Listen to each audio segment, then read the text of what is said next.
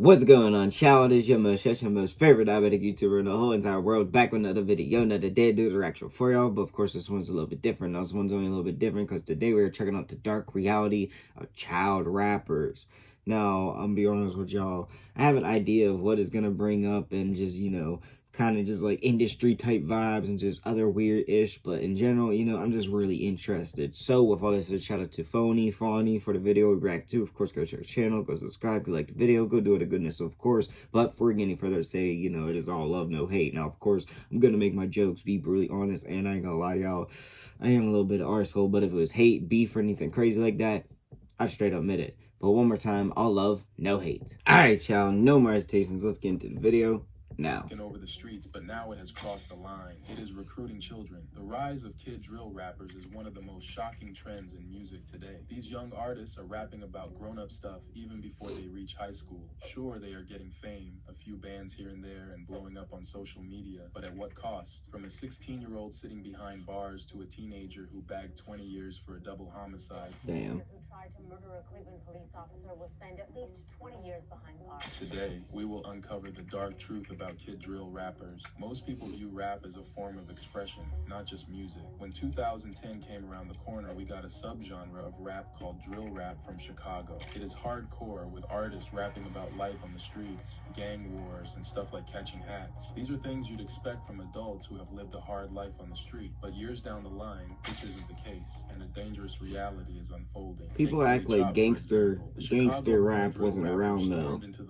It's kind of what I grew up on, so. Song came around flexing. In a month, this track went viral with almost 250,000 views. Another single, Super Slime, surpassed 4.5 million views in just 3 months on YouTube. But before that, he was just a little kid from Chicago who grew up on 59th Street. In an interview with DJU-TV, Fully Chop claimed that since age 12, he had been out on the streets, stealing bikes and doing drills. He grew up in a dysfunctional home as the second oldest child with 5 siblings and parents that argue and fight a lot. Fully Chop was only a toddler when drill rap became mainstream, and as a kid he looked up to rappers like Polo G, Lil Durk, Chief Keef, and King Von. Inspired by these rappers, he tried copying them, but before his rise to fame he was doing skits. However, as soon as Fully got that taste of fame as a drill rapper, things got crazier, and since he grew up in PGF Hood, he became part of the Psycho Gang family. He literally lives his lyrics, riding around in fast cars, catching hats, getting involved in high-speed chases with the cops, and getting absolutely wasted on substances. That kind of lifestyle comes with consequences. In October 2024, Q50 with Lil 50, who was featured on Fully Chop's track Came Around Flexin', was shot and killed. This was after Fully was arrested on charges that were not revealed to the public due to his juvenile status. Fully Chop has not gone mainstream yet, and things are already going sideways. And sadly, he is not the only kid drill rapper who is on this dark path. Very few people knew the name Lil 50 until Lil TJ posted him on social media. I got like a kid, his name.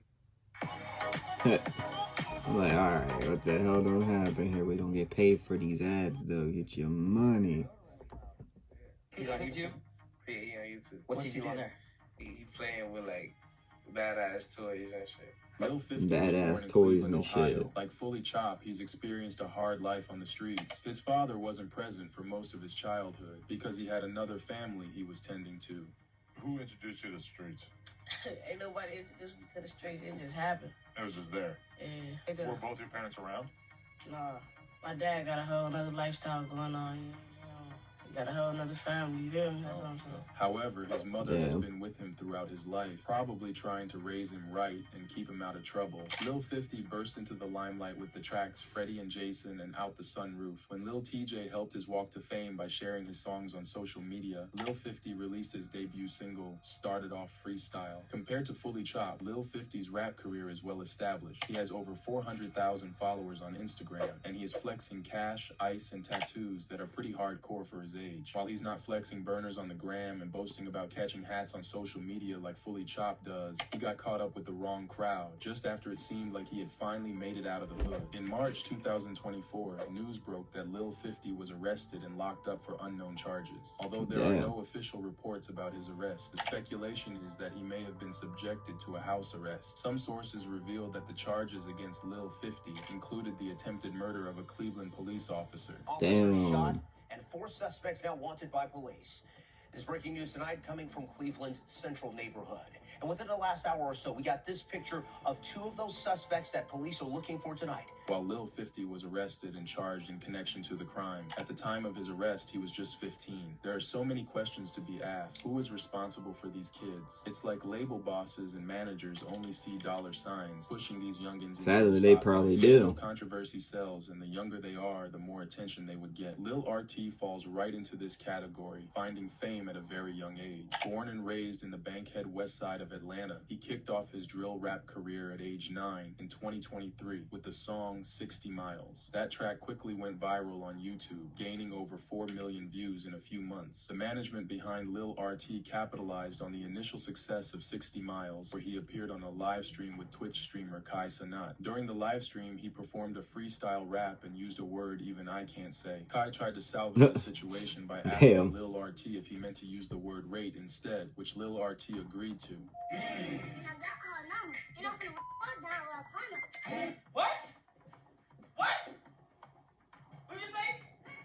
But that's not all. In February of 2024, still age 9, Lil RT performed at a party in Miami's Little River neighborhood. The performance would have passed as normal if there wasn't a 9-year-old right at the center of it. People were outraged at this party. Among the critics, American commentator That's a little fishy. I ain't allowing my son to do that at 9. Which went viral. Candace thinks the future isn't looking bright for Lil RT, and unless there's some extreme intervention, he's going to turn out to be a menace to society. To some extent, she's right, because guardians like Lil RT's mom aren't helping the situation either. She's allowing him to be pimped out to the world, desperate to keep him in the limelight and keep that money coming in. She does her part, appearing on YouTube videos with him and managing his Instagram account. However, there have been allegations against her, saying that she's trying to live off her son's money, conducting bad business. This controversy is unnecessary. Lil RT needs to be in school, learning so he can have a better chance at getting out of the hood, not out on the streets doing grown-up stuff. Like Lil RT, 13-year-old FNG King, also known as Lil King from Tennessee, started his rap career in 2023 with tracks like Respect the Struggle Freestyle and Gorilla Mode. FNG King is linked to Finesse 2 times, and they even did the Gorilla Mode track together.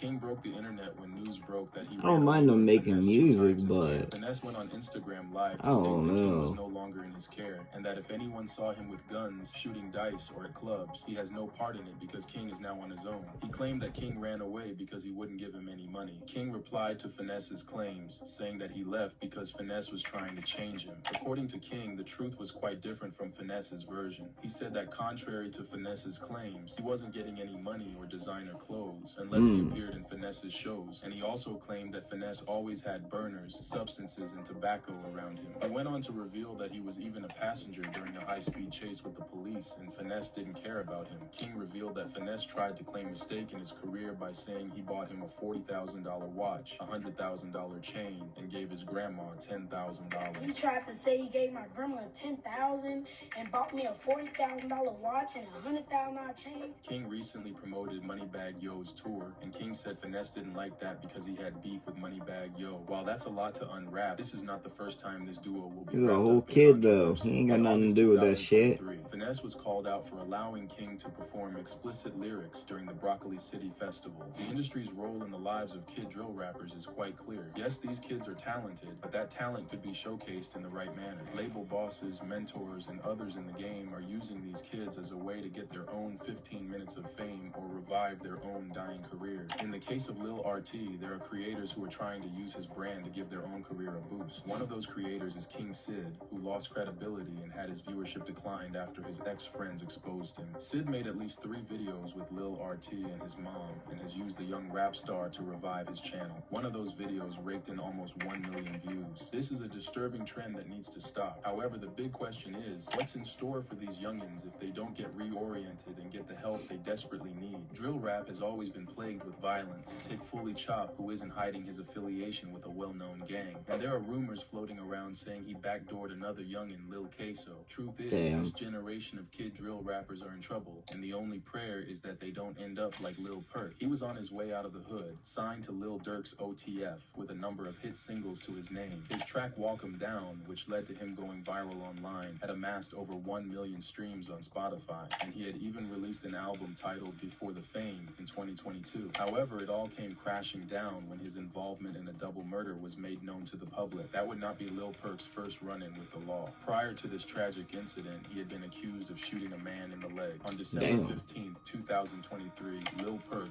real name Jamal Jones, was found guilty of the double murder of 12-year-old Zion Charles and 15-year-old Cameron Jackson. The tragic event had taken place in November 2022 in Atlanta, and it left 4 other people injured, in addition to the 2 minors that were killed. Lil Perk was sentenced to 20 years in prison, and before his Instagram account was taken down, he made an apology post on his story that said, "To all my family and fans, I would like to sincerely apologize to y'all and to all the younger generation looking up at me. Let me and my situation be a lesson learned for our whole generation. Everything not what it seemed, and I'm still pleading my innocence. I love you, Lil Hot, and to the families hurt by this situation, forgive me. Also still keeping faith alive forever." This is the sad reality of kid drill rap. I mean, I don't mind kids or younger people making music, you know. Of course, you can add vulgar shit in there. You really don't have to put stuff in there that you're living. But when you think about like a 10-year-old, 5-year-old, 12-year-old, yeah, that's like the cutoff range where necessarily I wouldn't want you talking about getting sloppy or like and popping. Like, I don't want you saying that shit. No, I wouldn't want my kids to. And, honestly, yeah, it basically is just a money grab because it gets my attention. I'm not gonna lie, like, it caught my attention. You see a kid with a bunch of money talking about he's a rapper and all that shit. You're like, all right.